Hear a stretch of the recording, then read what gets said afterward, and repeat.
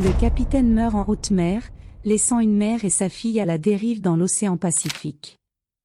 Amanda pensait que la mer lui avait tout pris. Ellie, sa fille, croyait qu'elle avait encore quelque chose à offrir. Ensemble, elles affrontent un voyage inattendu qui mettra à l'épreuve leur amour, leur courage et leur foi en l'improbable. Dans le silence des vagues et la fureur des tempêtes, un secret les attend. L'océan est aussi imprévisible que la vie. Le bruit des vagues s'écrasant doucement sur la côte de San Diego était constant, mais Amanda ne l'entendait plus comme avant. L'océan, qui autrefois lui apportait paix et inspiration, était devenu un rappel cruel de l'absence de Jack. 2 années s'étaient écoulées depuis sa mort, mais le temps ne semblait pas apaiser la douleur, il ne faisait que réorganiser les morceaux dans une routine qu'elle peinait à maintenir. Ce matin-là, Amanda était dans la cuisine, préparant le petit déjeuner. L'odeur du pain grillé et du café fraîchement préparé remplissait la pièce, mais ne suffisait pas à masquer le vide. Ellie, sa fille de 10 ans, était allongée sur le canapé dans le salon, tenant la casquette de Jack dans ses mains. Elle portait encore le léger parfum de sel marin et de la colonie que Jack utilisait, et Ellie ne la lâchait jamais très longtemps. « Maman, tu crois que papa savait qu'on l'aimait ?» La voix d'Ellie brisa le silence. Amanda, qui tartinait du beurre sur une tranche de pain, s'arrêta, sentant son cœur se serrer. Elle se retourna lentement, regardant sa fille avec les yeux embués de larmes. « Bien sûr qu'il le savait, mon amour. Ton père a toujours su à quel point il était aimé. Il en parlait tout le temps. J'ai les filles les plus incroyables du monde, disait-il à chaque fois qu'il nous regardait, répondit Amanda en marchant jusqu'au canapé. Elle s'assit à côté d'Ellie, la serrant contre elle. Alors pourquoi il a dû partir, demanda Ellie d'une voix tremblante. Amanda ravala sa salive. C'était une question pour laquelle elle n'avait jamais trouvé de réponse satisfaisante. Ce n'était pas son choix, ma chérie. Parfois, des choses terribles arrivent sans raison, et ce n'est pas juste. Mais l'amour qu'il nous a laissé, cet amour ne disparaîtra jamais. Il est là, Amanda posa la main sur le cœur de sa fille, essayant de transmettre une assurance qu'elle-même ne ressentait pas. Plus tard dans la journée, Amanda partit travailler à l'université. La salle de classe était un espace où elle retrouvait encore un semblant de normalité. Tout en expliquant les écosystèmes marins, elle gesticulait devant un groupe d'étudiants distraits, mais son esprit était ailleurs. Elle se souvenait de la façon dont Jack encourageait sa passion pour la biologie marine. « Tu es comme l'océan », disait-il. Profonde, imprévisible et pleine de vie. Ce souvenir fit naître un bref sourire mélancolique sur le visage d'Amanda. En rentrant à la maison, elle trouva Ellie sur la véranda, dessinant dans son carnet. Amanda savait que les dessins étaient une façon pour Ellie de traiter ses émotions, mais elle remarqua quelque chose de différent ce soir-là. Le trait d'Ellie était plus assuré, et une boussole était dessinée au centre de la page. « Qu'est-ce que tu dessines ?» demanda Amanda en s'asseyant à ses côtés. « La boussole de papa », répondit Ellie. Celle dont il disait qu'elle nous montrerait toujours le bon chemin. Amanda se figea. Cela faisait des années qu'elle n'avait pas vu cette boussole. Jack l'utilisait dans ses aventures en mer, et il disait toujours qu'elle était spéciale. « Tu t'en souviens ?» demanda Amanda, surprise. Ellie acquiesça. « Je sens qu'elle pourrait nous aider maintenant. Je ne sais pas comment, mais je sens qu'elle nous aiderait à trouver quelque chose. » À la fin de cette semaine-là, Amanda décida qu'il était temps de réorganiser le grenier. Une part d'elle espérait que fouiller dans les affaires de Jack pourrait lui apporter une forme de clôture. Ellie, bien sûr, voulut l'aider. Pendant qu'Amanda fouillait dans des cartons de vieux papiers, Ellie explorait un tas d'objets poussiéreux. « Regarde ce que j'ai trouvé !» s'exclama Ellie en tenant quelque chose de doré. Amanda regarda sa fille et sentit le sol se dérober sous ses pieds. La boussole de Jack brillait sous la lumière tamisée du grenier, intacte malgré le temps. Amanda prit l'objet avec précaution, comme s'il pouvait se désintégrer entre ses mains. Il disait toujours que cette boussole était magique, murmura Ellie, les yeux brillants. Maman, et si on partait naviguer, comme papa le faisait? Il adorait la mer. Peut-être que ça nous aiderait à le ressentir à nouveau. Le cœur d'Amanda se serra. Depuis la mort de Jacques, elle évitait l'océan. Les souvenirs étaient étouffants, et la mer semblait être un abîme infini qui reflétait sa perte. Mais en regardant Ellie, si pleine d'espoir, Amanda sentit qu'elle ne pouvait pas dire non. Peut-être que l'océan peut vraiment nous aider, dit Amanda, sa voix hésitante. Mais seulement si c'est en sécurité. Je vais y réfléchir, d'accord? Ce soir-là, mère et fille restèrent assises ensemble dans la chambre d'Ellie, avec la boussole entre elles.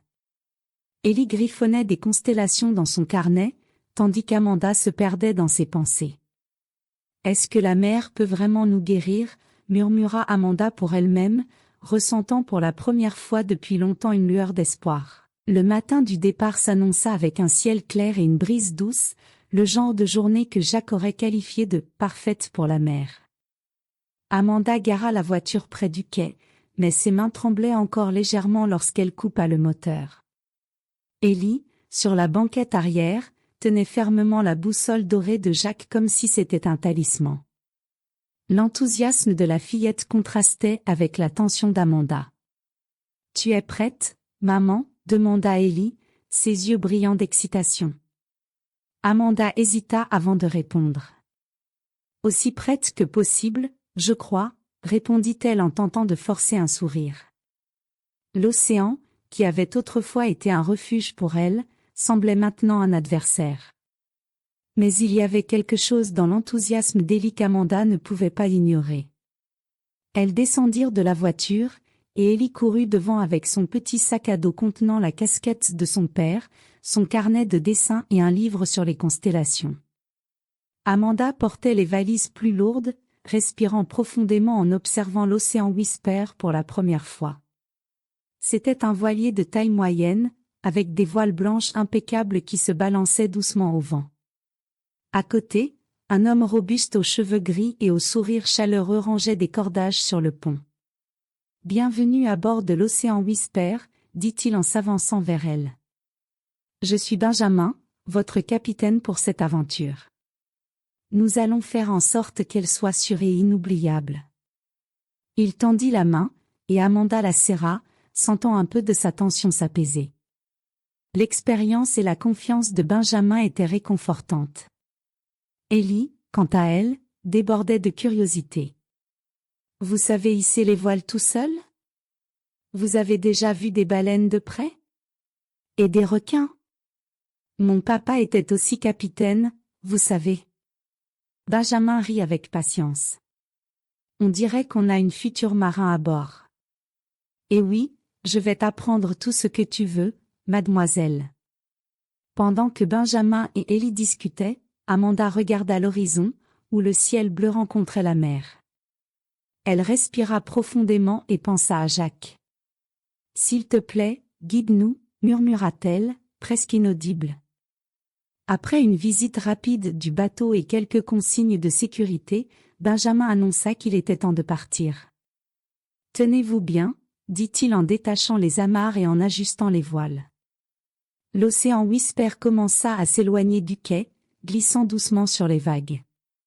Ellie était sur le pont, riant d'excitation, tandis qu'Amanda observait en silence, tentant de calmer le tourbillon d'émotions en elle.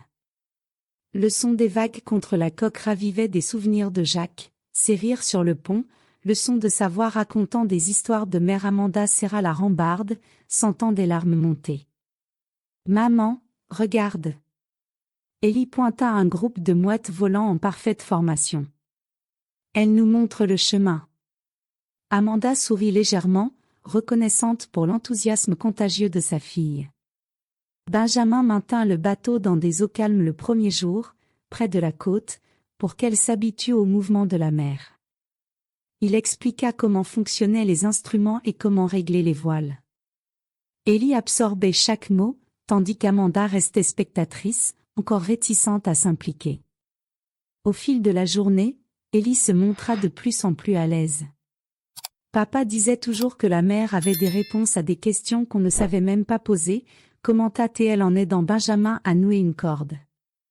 Amanda entendit cette phrase et en sentit tout le poids. Peut-être que Jacques avait raison, après tout. Quand le soleil commença à se coucher, Benjamin prépara un dîner simple dans la petite cuisine du bateau. Il les invita à manger sur le pont, où la vue était spectaculaire. Le ciel, teinté d'orange et de rose, se reflétait sur l'eau tranquille.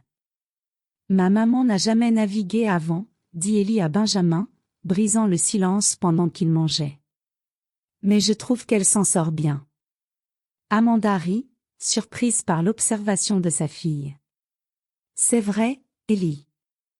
Ta maman s'en sort très bien. Naviguer, c'est plus une question de cœur que de compétence, répondit Benjamin en adressant un clin d'œil à Amanda. Elle sourit, se sentant un peu plus à l'aise. Après le dîner, Ellie sortit son livre sur les constellations et commença à identifier les étoiles dans le ciel. Maman, regarde là-bas. C'est la grande ours. Papa disait qu'elle guidait toujours les navigateurs. Amanda sentit une pointe au cœur, mais tenta de se concentrer sur la voix enthousiaste d'Ellie. Papa avait raison, répondit Amanda. Peut-être qu'il nous guide encore. Ellie sourit, serrant fermement la boussole. Lorsque la nuit tomba complètement, Amanda aida Ellie à se préparer pour dormir dans la petite cabine. Ellie avait déjà les yeux fermés lorsqu'elle murmura « Je pense que papa est heureux qu'on soit ici. » Il aimait la mer. Amanda s'assit à côté d'elle, caressant ses cheveux. « J'en suis sûre, Ellie. Et il serait aussi fier de toi que je le suis. » Une fois qu'Ellie s'endormit, Amanda monta sur le pont. Là, sous le ciel étoilé, elle se permit de ressentir. Elle sentit le vent sur son visage, l'odeur de la mer et les larmes chaudes qui coulaient librement. La douleur de perdre Jacques était encore intense, mais cette nuit-là, quelque chose changea. La mer, qui lui avait semblé un ennemi, paraissait maintenant être un endroit où elle pourrait peut-être se retrouver. Avec un profond soupir, Amanda regarda la boussole de Jacques, posée sur le pont à côté d'Ellie. Elle la toucha doucement et murmura « Nous sommes sur la bonne voie, Jacques. » Enfin, je l'espère. Le matin du 3e jour de voyage commença avec une tranquillité trompeuse. Amanda se réveilla au son des vagues frappant doucement la coque de l'océan Whisper. L'odeur de la mer et la légèreté du balancement du bateau étaient presque réconfortantes. Pendant un moment, alors qu'elle était encore entre le sommeil et l'éveil, elle se sentit comme si Jacques était là. Mais la réalité la ramena rapidement à l'instant présent. Ellie était déjà réveillée. Son rire résonnait sur le pont alors qu'elle discutait joyeusement avec Benjamin. Amanda monta lentement, observant de loin sa fille qui tenait une corde pendant que Benjamin lui expliquait patiemment le fonctionnement des voiles. « Tu tiens bien, mais il faut garder tes pieds bien ancrés. Comme ça. Maintenant, essaie de tirer, » disait Benjamin avec enthousiasme, guidant Ellie. Elle ressemblait à une mini-capitaine, riant et tirant sur la corde de toutes ses forces. « Bonjour, maman, » s'exclama Ellie en la voyant. « Regarde. Le capitaine Benjamin dit que je suis une vraie marin. »« Je n'en doute pas, ma chérie, » répondit Amanda avec un sourire. La scène ressemblait à un aperçu de normalité, une sensation qu'elle n'avait pas ressentie depuis des années. Benjamin regarda Amanda et lui fit un léger signe de tête. « Vous avez une fille courageuse ici. Peut-être qu'elle prendra la barre avant la fin du voyage. » Amanda rit, bien que l'idée d'Ellie aux commandes d'un bateau fût un peu intimidante. « Elle a toujours eu du courage à revendre, » répondit-elle, s'asseyant sur l'un des bancs près du gouvernail. La matinée passa tranquillement. Le ciel était dégagé, et le vent permettait au bateau de prendre de la vitesse. Ellie, avec la boussole de Jacques dans la main, insistait pour déterminer la direction du bateau pendant que Benjamin lui expliquait comment lire les courants et l'horizon. Papa disait que la mère racontait des histoires, mais qu'il fallait l'écouter attentivement.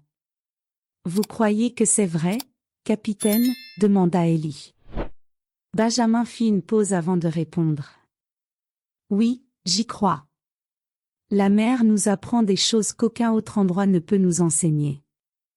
Et parfois, elle nous teste pour voir si nous écoutons vraiment. Amanda observait la conversation avec attention. Bien qu'Ellie semblât enthousiaste, elle savait que sa fille cherchait encore à comprendre la perte de Jacques à sa manière, en essayant de trouver des réponses dans ce qu'il aimait. Vers midi, Benjamin suggéra de diriger le bateau vers des eaux plus ouvertes. Ces eaux sont calmes, expliqua-t-il. Parfaites pour apprendre à Ellie à identifier des repères naturels et utiliser les instruments du bateau. Amanda, bien que légèrement inquiète, fit confiance à son expérience.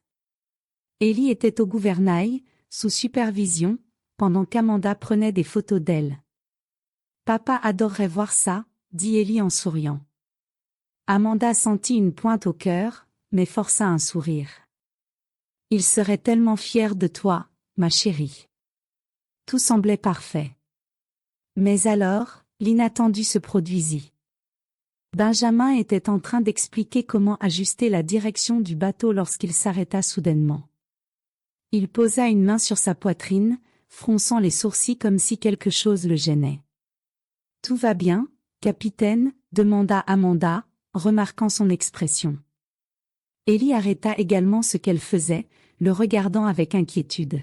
« Ce n'est qu'une étrange douleur, » répondit Benjamin, essayant de minimiser la situation. Mais des gouttes de sueur commencèrent à perler sur son front, et il vacilla, s'agrippant au mât pour garder son équilibre. « Benjamin, asseyez-vous, » dit Amanda, courant vers lui. « Ellie, va chercher de l'eau dans la cabine, vite. » Ellie obéit immédiatement, mais Benjamin tomba à genoux avant qu'Amanda ne puisse l'aider à s'asseoir. « C'est le soleil, ça doit être le soleil, » murmura-t-il, sa voix s'affaiblissant. Amanda attrapa ses épaules, essayant de le maintenir stable. « Benjamin, avez-vous des problèmes de santé? Quelque chose que nous devrions savoir? » Mais il ne répondit pas. Ses yeux se fermèrent, et son corps se relâcha contre elle. Ellie revint en courant avec la bouteille d'eau. « Maman, il va bien? » Amanda regarda sa fille, essayant de cacher sa panique. « Ellie, reste calme. Je vais m'en occuper. » Amanda allongea Benjamin sur le pont et tenta de le réanimer, mais il ne réagissait pas. La peur monta en elle. « Ça ne peut pas arriver. »« Pas maintenant, pas ici, » murmura-t-elle pour elle-même. Désespérée, elle courut jusqu'à la cabine où se trouvait la radio. Elle ne l'avait jamais utilisée, mais savait que c'était leur seule chance d'appeler à l'aide. Les instructions que Benjamin lui avait données avant le voyage semblaient floues. « S'il vous plaît, fonctionne, » dit-elle, ajustant les boutons avec des mains tremblantes. « Mayday, Mayday. Ici l'océan Whisper. Nous avons une urgence médicale. Quelqu'un m'entend? » Sa voix résonnait dans la radio, mais seule une statique lui répondit. Lorsqu'elle revint sur le pont, Benjamin était immobile. Ellie était agenouillée à côté de lui, tenant sa main. « Maman, il ne bouge pas. Fais quelque chose. » Amanda tenta de le réanimer à nouveau, mais il était trop tard. Benjamin était parti. Le silence qui suivit fut écrasant. Amanda eut l'impression que l'océan autour d'elle était devenu plus grand, plus sombre et plus menaçant. Ellie commença à pleurer doucement, serrant la boussole de Jacques comme si c'était la seule chose pouvant la protéger. Amanda s'agenouilla à côté de sa fille, la tenant fermement contre elle. « Je sais que tu as peur. »« Moi aussi, » dit-elle, essayant de garder une voix stable. « Mais nous allons surmonter ça. Nous allons trouver un moyen de rentrer. » Ellie la regarda avec des yeux remplis de larmes. « Tu le promets, maman? » Amanda acquiesça. « Je te le promets. » Ton papa nous a appris à être fortes, tu te souviens? Nous allons nous en sortir. Le corps de Benjamin fut recouvert d'un drap improvisé. Amanda savait qu'elle devait gérer cela, mais elle savait aussi que sa priorité était de protéger Ellie et de trouver une solution pour rentrer en sécurité. L'océan Whisper semblait désormais immense et intimidant, rempli d'instruments qu'elle ne savait pas utiliser. Alors que la nuit tombait, Amanda et Ellie se blottirent l'une contre l'autre sur le pont. L'océan était calme, mais Amanda savait que la véritable tempête était en elle. Tandis que les étoiles commençaient à briller dans le ciel, Amanda regarda Ellie, qui tenait la boussole comme un bouclier. « Ton papa est avec nous, Ellie. Il nous a appris tout ce dont nous avons besoin pour survivre. Nous allons trouver quoi faire, ensemble. » L'aube du premier jour après la mort de Benjamin apporta une douloureuse prise de conscience de la réalité. Amanda se réveilla sur le pont, où elle avait passé la nuit serrée contre Ellie, qui tenait toujours fermement la boussole de Jacques. Le corps du capitaine reposait sous un drap improvisé près du mât principal. Le ciel était dégagé, mais l'océan semblait infiniment vide et indifférent. Amanda savait qu'elle ne pouvait pas rester ainsi. Elle devait prendre des décisions difficiles, même si chacune d'elles pesait comme une encre sur son cœur. Tandis qu'Ellie dormait encore, Amanda resta assise, observant l'horizon. Ses mains tremblaient encore des événements de la nuit précédente, mais elle savait qu'elle ne pouvait pas se laisser submerger par la panique. Lorsqu'Ellie se réveilla, ses yeux étaient rouges et gonflés. « Maman, et le capitaine Benjamin? Il va se réveiller ?» Sa voix n'était qu'un murmure. Amanda respira profondément, luttant contre l'envie de pleurer. « Non, mon amour. »« Il est parti, » répondit-elle doucement, essayant de rester calme. Ellie regarda le drap couvrant le corps de Benjamin et se mit à pleurer silencieusement. Amanda prit le visage de sa fille entre ses mains. « Chérie, nous devons faire quelque chose de très difficile maintenant. Benjamin mérite de reposer en paix, et nous devons continuer notre route. »« Tu vas le mettre à la mer ?» demanda Ellie d'une voix tremblante. Amanda hocha la tête, sentant le poids de cette décision. Ensemble, Amanda et Ellie organisèrent une brève cérémonie d'adieu. Ellie tenait la boussole tandis qu'Amanda, avec effort, déplaçait le corps de Benjamin jusqu'au bord du bateau. « Benjamin, merci pour tout ce que vous avez fait pour nous, » dit Amanda, la voix étranglée. Ellie ajouta à voix basse, « Vous étiez aussi gentil que papa. J'espère que vous le retrouverez là-haut. » Lorsque le corps disparut dans les eaux du Pacifique, un profond silence s'installa. Amanda sentit une larme couler, mais elle refoula son chagrin pour se concentrer sur ce qu'il fallait faire ensuite. « Qu'est-ce qu'on fait maintenant, maman ?» demanda Ellie, d'une petite voix.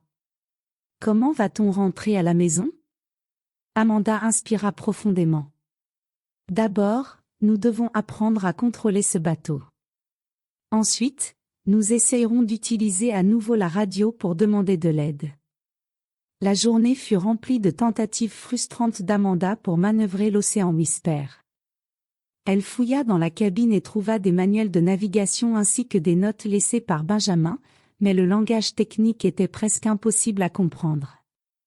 Chaque instruction ressemblait à un casse-tête, et sa frustration augmentait à chaque échec.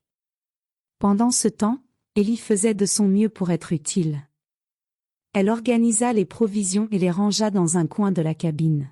« On a encore de l'eau et de la nourriture pour quelques jours, maman. Mais on devra peut-être pêcher après, » dit-elle en montrant une canne à pêche rangée près de la porte. Amanda regarda sa fille avec admiration. Malgré la peur, Ellie faisait preuve d'un courage impressionnant. Lors de sa première tentative d'utiliser la radio, Amanda ne réussit qu'à obtenir des grésillements.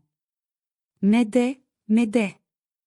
Ici l'océan Whisper, nous avons besoin d'aide. » Sa voix résonnait dans l'appareil, mais aucune réponse ne vint.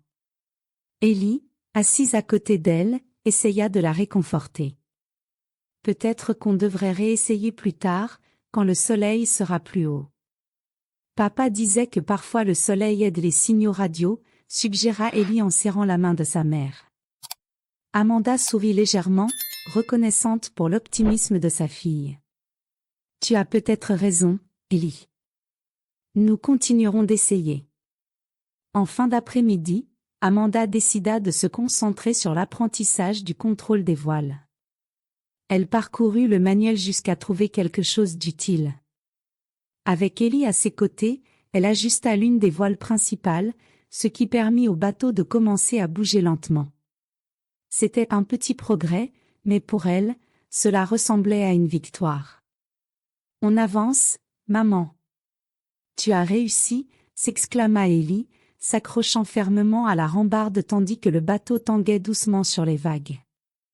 Pour l'instant, ma chérie. Mais il reste encore beaucoup à faire, répondit Amanda, incapable de se débarrasser de sa tension.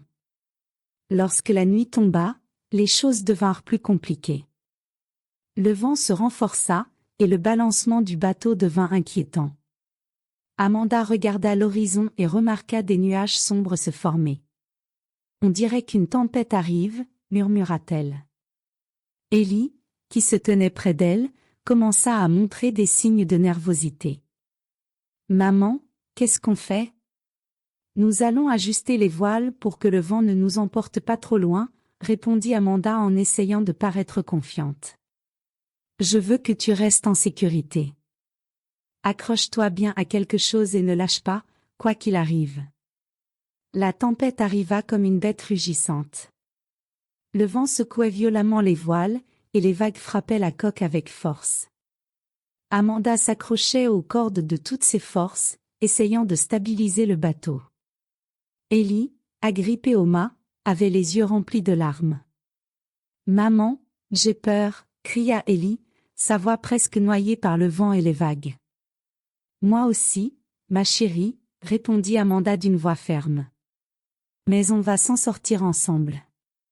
Fais-moi confiance. » Les heures qui suivirent furent une épreuve de résistance. Amanda luttait contre le vent et les vagues, tandis qu'Ellie, recroquevillée, répétait comme un mantra « Papa nous aiderait maintenant. » Il nous aiderait.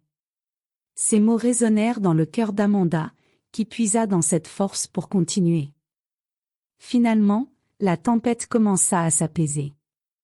La mer, encore agitée, semblait plus maîtrisable. Amanda tomba à genoux sur le pont, épuisée, ses mains meurtries par les cordes. Ellie courut pour l'embrasser, pleurant de soulagement. « Tu as réussi, maman. On a réussi. » Amanda serra sa fille contre elle, sentant des larmes couler sur ses joues.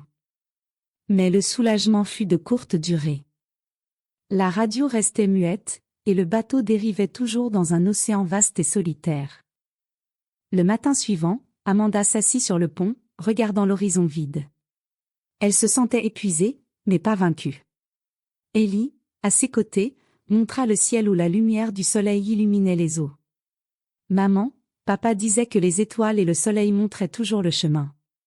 Peut-être qu'on peut s'en servir. » Amanda regarda sa fille et sourit. « Tu as raison, Ellie.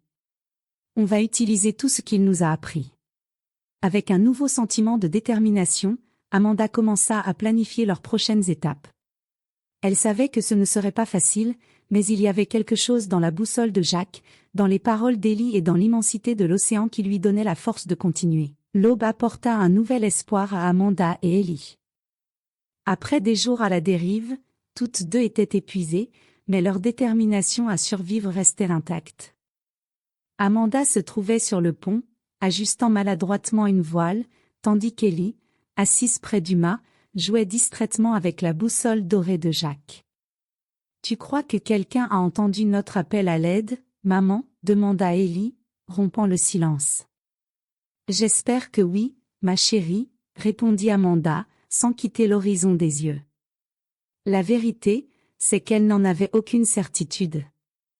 La radio avait émis des signaux de détresse pendant des heures, mais rien ne prouvait que quelqu'un les ait reçus. Ellie soupira et leva les yeux vers le ciel, où quelques nuages blancs flottaient paresseusement. Papa disait que l'océan envoie toujours des signes. Peut-être qu'il essaie de nous aider. Amanda s'agenouilla près de sa fille et posa une main sur son épaule. Moi aussi, j'y crois, Ellie. Il est avec nous. Et quoi qu'il arrive, on va s'en sortir ensemble. C'est alors qu'Amanda vit quelque chose à l'horizon. Un petit point sombre oscillait contre la lumière du soleil levant. Elle plissa les yeux, incertaine si c'était réel ou une illusion causée par la fatigue. Ellie, viens ici, appela Amanda en pointant du doigt. Regarde là-bas, dans cette direction. Tu vois la même chose que moi? Ellie courut vers elle, ses yeux s'agrandissant d'espoir. C'est un bateau, maman. C'est un bateau. Ils peuvent nous sauver. Sa voix était pleine d'enthousiasme, mais Amanda hésita. Le point était encore trop petit et trop lointain pour être sûr. Peut-être, dit-elle. Mais nous devons nous assurer qu'ils nous voient. Elle entra rapidement dans la cabine et attrapa un miroir de secours, utilisé pour refléter la lumière au large. Remontant sur le pont, elle commença à diriger les rayons du soleil vers le point distant. « Aide-moi à crier, Ellie, » dit Amanda. « Crie aussi fort que tu peux. Ils doivent nous entendre. » Ellie hocha la tête avec détermination. « On est là. Aidez-nous, s'il vous plaît. » Sa voix résonnait sur l'océan, tandis qu'Amanda continuait de faire des signaux avec le miroir. Le point à l'horizon semblait bouger, mais lentement. Chaque seconde semblait une éternité.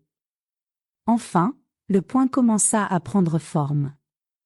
Amanda distingua un navire, plus grand que l'océan Whisper, avec 2 hauts mâts et un drapeau qui flottait doucement au vent.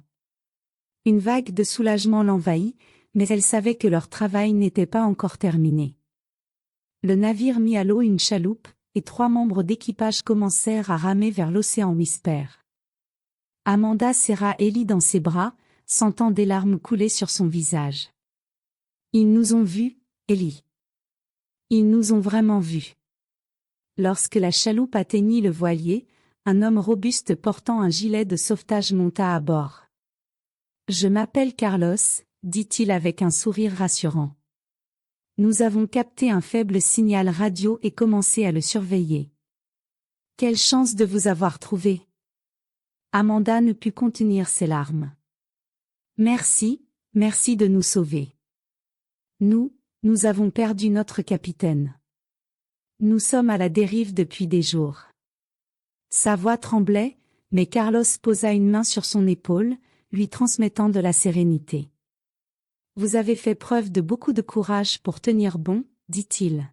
« Maintenant, nous allons nous assurer que vous et votre fille soyez en sécurité. » Ellie, qui tenait fermement la main d'Amanda, regarda Carlos avec de grands yeux admiratifs. « Ma maman a tout fait. Elle a fait fonctionner le bateau, affronté une tempête, et elle m'a protégée. C'est une héroïne. » Carlos jeta un regard impressionné à Amanda. « On dirait que vous avez une petite porte-parole ici, » dit-il avec un sourire. Amanda rit doucement, malgré ses larmes. Avec précaution, Carlos et son équipe aidèrent Amanda et Ellie à descendre dans la chaloupe. Ellie tenait la boussole de Jacques si fort qu'on aurait dit qu'elle faisait partie d'elle. Une fois à bord du grand navire, elles furent accueillies avec des couvertures chaudes, des bouteilles d'eau et des contrôles médicaux rapides. « Vous êtes déshydraté, mais hors de danger », annonça une médecin de l'équipage. Amanda se sentit enfin capable de respirer. Ellie était assise à côté d'elle, la tête posée sur son épaule. Pendant que le navire naviguait vers la côte, Amanda raconta à l'équipage l'histoire de Benjamin. Sa voix était lourde de culpabilité et de tristesse. « Il nous a tant aidés, et je n'ai rien pu faire pour le sauver. » Carlos écouta attentivement et répondit avec bienveillance. « Vous avez fait ce que vous pouviez dans une situation extrême. Maintenant, concentrez-vous sur vous deux. Vous avez survécu, et c'est déjà une victoire. » Ce soir-là, Amanda et Ellie montèrent sur le pont pour admirer le ciel étoilé. Ellie tenait la boussole, comme toujours, en observant les constellations. Tu crois que papa nous a aidés, maman? Demanda-t-elle avec espoir. Amanda sourit, serrant sa fille dans ses bras. J'en suis certaine, Ellie. Il nous a guidés. Il sera toujours avec nous, où que nous soyons. Lorsqu'elles arrivèrent enfin à terre, elles furent accueillies par des équipes de secours et des journalistes. Amanda tenta d'éviter l'attention, mais Ellie, avec sa sincérité enfantine, parla ouvertement. La mer est magnifique, mais elle peut aussi être dangereuse. Papa disait toujours qu'il faut la respecter. Dans les jours qui suivirent, Amanda et Ellie récupérèrent physiquement et émotionnellement. La première chose qu'elles firent fut de signaler officiellement le décès de Benjamin, afin que sa famille puisse être informée. Amanda savait que c'était un pas nécessaire, bien qu'il fût douloureux. Avant de quitter la ville côtière où elles avaient débarqué, Amanda et Ellie rendirent une dernière visite à l'océan Whisper. Le voilier était amarré, en attente d'être ramené à son propriétaire. Ellie posa la boussole sur le gouvernail pendant quelques secondes, comme un adieu. « Merci de nous avoir protégés », murmura Ellie avant de reprendre la boussole. Amanda regarda l'horizon, ressentant une étrange paix, comme si l'océan était devenu un lieu de renouveau plutôt que de douleur. « Nous sommes prêtes à aller de l'avant, Ellie, » dit-elle en prenant la main de sa fille. « Moi aussi, maman, » répondit Ellie avec un sourire. Et ainsi, mère et fille firent un pas de plus vers le prochain chapitre de leur vie. De retour à leur routine en ville, Amanda et Ellie n'étaient plus les mêmes personnes que celles qui avaient embarqué sur l'océan Whisper. L'expérience en mer les avait transformées. Amanda ressentait que chaque pas dans son ancienne routine avait désormais un nouveau sens. Ce qui semblait autrefois banal avait pris une importance bien plus grande.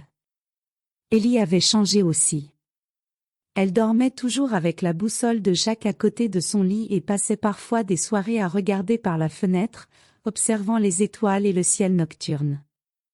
Un jour, alors qu'elle rangeait des boîtes contenant les affaires de Jacques, Ellie attrapa un vieux journal de bord qu'il utilisait souvent. « Maman, » commença-t-elle avec curiosité, « qu'est-ce que tu penses que papa ferait maintenant ? Je veux dire, s'il était là, que dirait-il de tout ce qui s'est passé ?» Amanda s'arrêta un instant, tenant dans ses mains une chemise délavée de Jacques. « Il dirait que nous sommes plus fortes que ce que nous pensions, » répondit-elle avec un doux sourire. « Et il dirait sûrement aussi de ne jamais abandonner la mer. » Ellie regarda la boussole, puis le journal de bord de Jacques. « Peut-être qu'on pourrait faire quelque chose pour lui. Quelque chose pour honorer tout ce qu'il nous a appris. » Cette idée s'alluma comme une étincelle dans le cœur d'Amanda. Dans les semaines qui suivirent, elle commença à faire des recherches et à prendre des notes, réfléchissant à comment transformer leur expérience en un projet qui aiderait d'autres personnes. Une de ces nuits, alors qu'elle travaillait sur ses plans, Ellie, avec son carnet de dessin, proposa « Et si on créait une fondation, maman ? Un endroit pour apprendre aux gens à naviguer et à respecter la mer, comme papa faisait. » Amanda fut impressionnée par l'idée de sa fille. « C'est une idée incroyable, Ellie. Et si on l'appelait la boussole de Jacques ?» Les yeux d'Ellie brillèrent. « C'est parfait. La boussole nous a guidés en mer, et maintenant elle peut guider d'autres personnes aussi. » Dans les mois qui suivirent, Amanda et Ellie se dévouèrent au projet. Amanda utilisa ses contacts à l'université pour établir des partenariats avec des écoles locales, des entreprises maritimes et des experts en navigation. L'objectif était d'offrir des cours de sécurité en mer, des ateliers de navigation de base et des formations sur la gestion des urgences.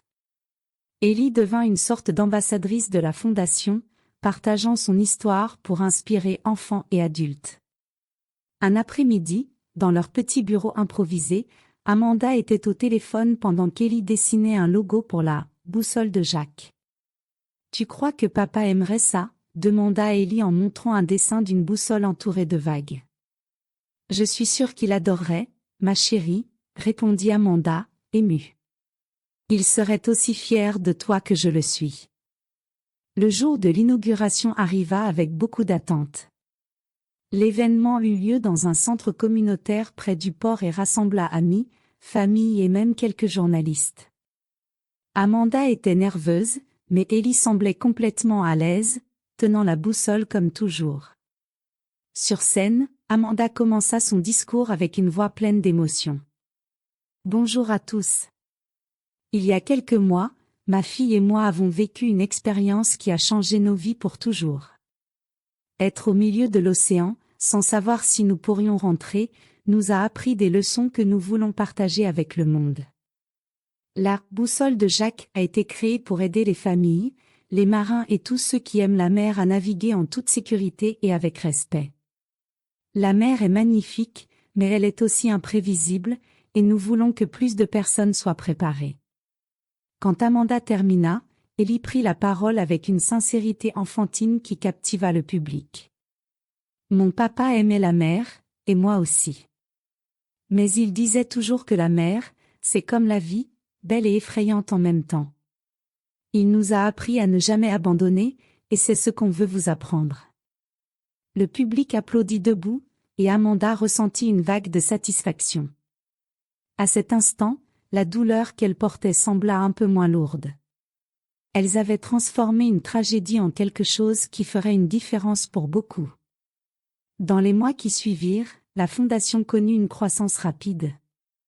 Amanda donna des conférences dans des écoles et des événements sur la navigation et la résilience, tandis qu'Ellie aidait à organiser des ateliers pour enfants. Leur histoire inspirait les familles à valoriser l'océan, mais aussi leurs liens familiaux. Un jour, Amanda reçut une invitation inattendue. Un groupe de marins souhaitait nommer un bateau de secours en l'honneur de la fondation. Lorsqu'elle arriva au port avec Ellie, elle vit le nom « Boussole de Jacques » peint sur la coque du nouveau bateau.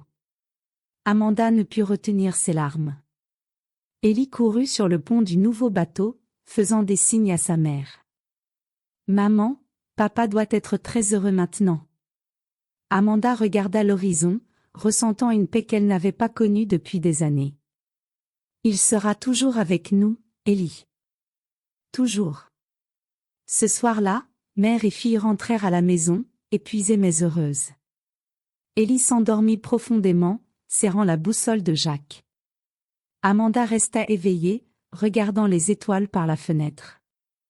L'océan, qui avait représenté la douleur et la perte, symbolisait maintenant la force, le courage et le renouveau.